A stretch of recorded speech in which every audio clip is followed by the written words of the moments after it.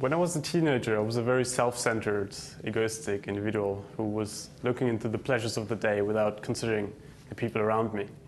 And I transferred this reckless lifestyle to my driving style and was probably holding the unofficial world record of how many dustbins you can hit on your way to work. But then one day I wasn't so lucky anymore, and my car crashed into 4 parking cars. Fortunately, no one in the cars, but all cars completely damaged, including mine. And I will never forget the sentence of the policeman who came to my car, who opened the window, who looked into my face and said, "Wow, he's still alive.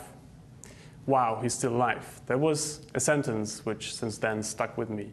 And I could resonate with Steve Jobs, who said that death is life's greatest motivator. Because when you face death, you don't care anymore about money, you don't care about how many cars you have in your garage. What you think about, what I thought about, was the people around me and which impact I actually had on their life. And at that point, I had to answer to me honestly that I didn't have any positive impact on their life at all.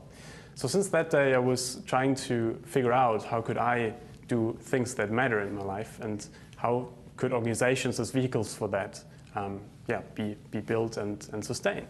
And what I realized was that more and more, when observing people and looking at people from Bill Gates to others, that they were very linear in their thinking. Like they would first start Microsoft, then a foundation. As a graduate, you would first go into banking, afterwards into microfinance.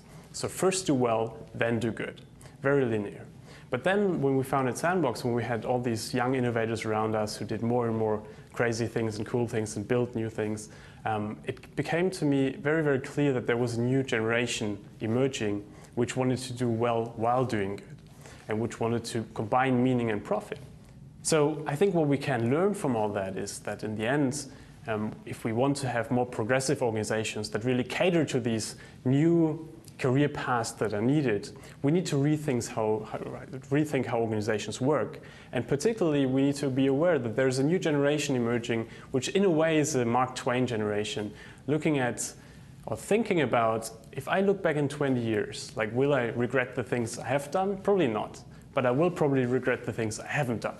So I believe we have to build organizations that cater to that.